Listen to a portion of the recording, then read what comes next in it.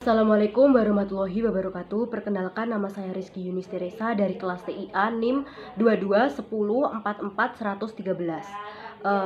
Di video ini saya akan menjelaskan pemahaman saya tentang apa itu software.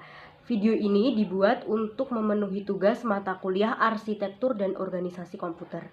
Jadi di video ini saya akan membahas dua materi, yaitu yang pertama chapter 1 software definisi, dan yang kedua chapter 2 yaitu software.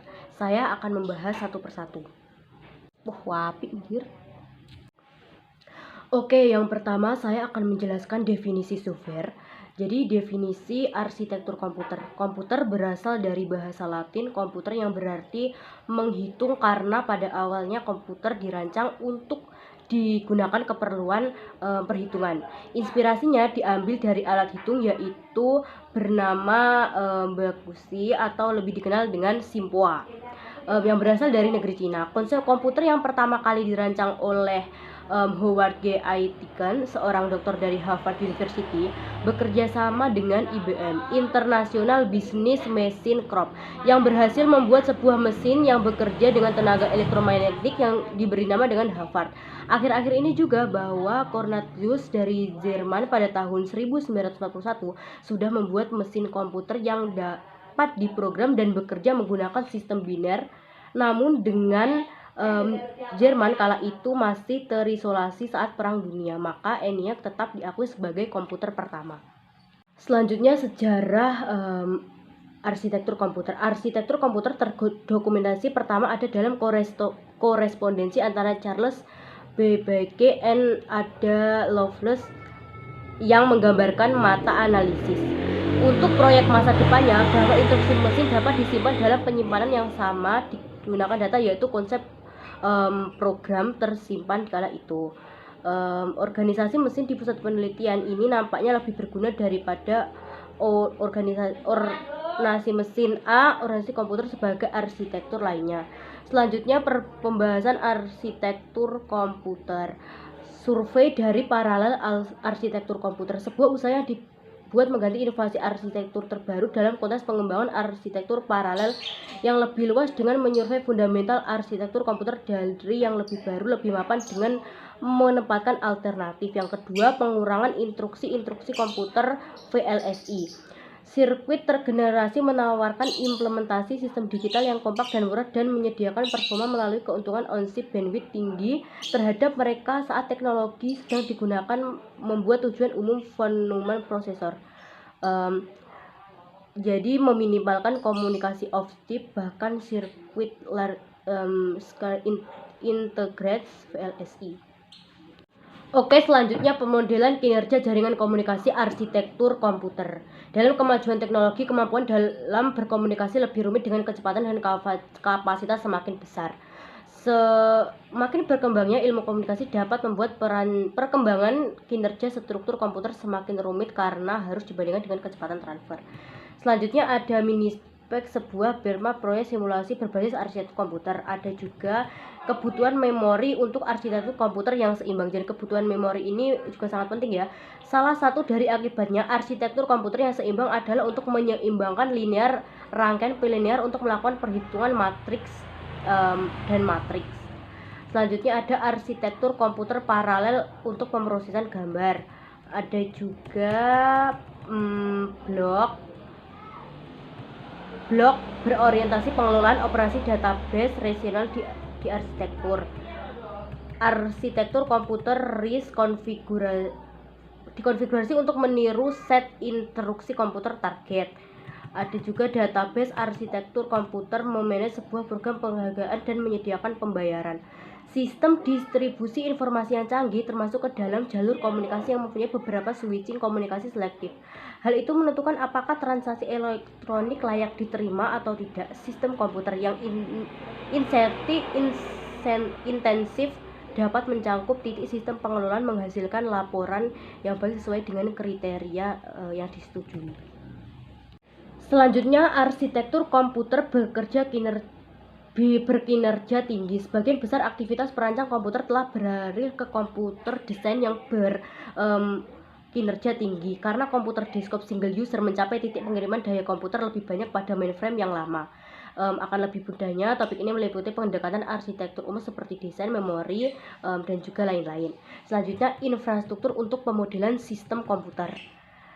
Ada perancang yang dapat menjalankan program pemodelan model perangkat lunak untuk memvalidasi kinerja dan kecepatan desain perangkat keras. Pemrogram dapat menggunakan model untuk mengembangkan dan menguji perangkat lunak sebelum perangkat keras sebenarnya tersedia. Terus ada fungsi arsitektur komputer. Arsitektur komputer pada aplikasi bioinformatika pertumbuhan eksponensial telah mendorong minat dan meningkat informasi genetika berskala besar. Aplikasi ini adalah aplikasi untuk memudahkan penelitian menyaring data-data biologis besar-besaran dan mengekstrak informasi yang berguna. Jadi kesimpulan dari arsitektur komputer ini adalah arsitektur komputer adalah sebuah awal dari terbentuknya software dan hardware dari sebuah komputer yang dapat dirubah atau dirancang untuk mengubah logika manusia ke dalam logika bahasa komputer. Jika kita tidak memahami arsitektur komputer, maka komputer tidak akan terbentuk secara sempurna dan arsitektur komputer merupakan awal lahirnya dari mesin komputer. Selanjutnya saya menjelaskan chapter 2 yaitu software. Jadi software secara singkat ialah sebuah aplikasi yang terdapat pada komputer namun perangkat lunak berbasis elektronik lainnya. Fungsi dari software sendiri cukup beragam ya, karena ya supaya diterima oleh masyarakat. Jadi software ini adalah sebuah tampilan sistem operasi.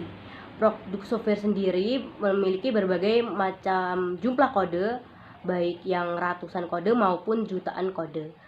Software sendiri dibuat oleh seorang yang bernama programmer. Programmer sendiri bertugas untuk sebuah software kebutuhan dari klien. Programmer juga bertugas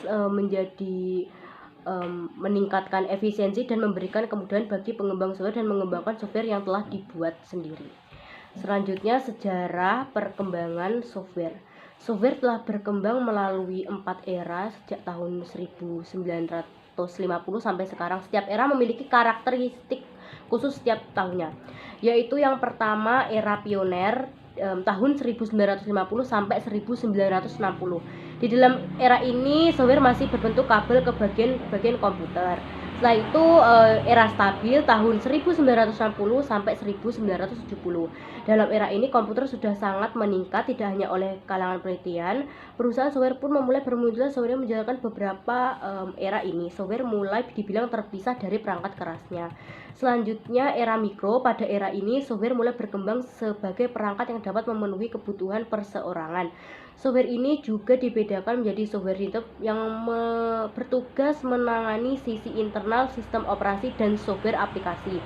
Selanjutnya era modern tahun 1900 sampai sekarang. Pada era ini yang kita alami, software sudah sangat berkembang pesat ya. Mulai dari kayak telepon genggam, setelah itu komputer, ada juga TV, dan software yang berfungsi untuk mengatur operasi dari perangkat keras. Bahkan semua peralatan tersebut bisa menggunakan sebuah di era yang berkembang saat ini. Tentu saja software mempunyai dampaknya dari sisi ekonomi dan juga sosial. Software pada masa dulu dan sekarang sudah sangat mempengaruhi masyarakat dan budaya yang selalu dilakukan dalam berinteraksi maupun melakukan sebuah pekerjaan. Yang pertama yaitu faktor ekonomi. Software pada masa emasnya memimpin produktivitas dari total nilai produksi barang seperti Amerika Serikat. Software memimpin sekitar dari semua peningkatan. Yang kedua ada faktor sosial. Munculnya software mulai mengubah budaya masyarakat sebagian besar. Dengan adanya email, World Wide Web, dan juga saat ini banyak platform-platform gitu. Pesan singkat memungkinkan untuk berinteraksi cepat.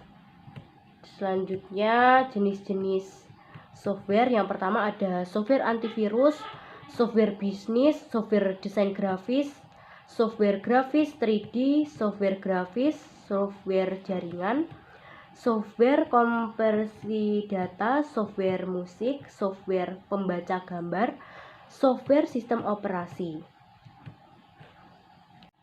Nah, itu tadi beberapa jenis-jenis software. Mungkin jenis software itu memang sangat banyak. Em, em, ada juga yang lain-lain yang belum saya sebutkan juga. Nah, sekarang saya akan membaca kesimpulannya. Software telah berkembang dimulai pada tahun 1950 sampai pernah melalui 4 era. Setiap era memiliki peningkatan krisis dalam ukuran kompleksitas maupun kepercayaan masyarakat terhadap software. Perkembangan ilmu pengetahuan dan teknologi berperan besar juga mengubah teknik pembuatan seorang perekayasa perangkat lunak sampai sekarang. Pada saat ini tidak perlu sangat mempermasalahkan sebuah perangkat keras untuk membuat sebuah software, melainkan hanya memerlukan ilmu yang cukup dapat menggunakan bahasa programan yang akan dikonversi ke bahasa komputer. Jadi bahasa pemrogramannya itu untuk berkomunikasi dengan komputer. Jadi komputernya itu agar bisa berjalan gitu. Oke, selanjutnya. Oke, itu tadi penjelasan saya tentang chapter 1 software definisi dan chapter 2 yaitu software. Beberapa pembahasan saya dan juga penjelasan saya tentang apa itu software dan juga sepengertian saya. Mohon maaf bila ada salah kata di video ini, dan semoga video ini juga memenuhi tugas saya untuk arsitektur dan organisasi komputer. Semoga juga video ini bermanfaat untuk saya dan juga teman-teman. Saya pamit undur diri. Wassalamualaikum warahmatullahi wabarakatuh.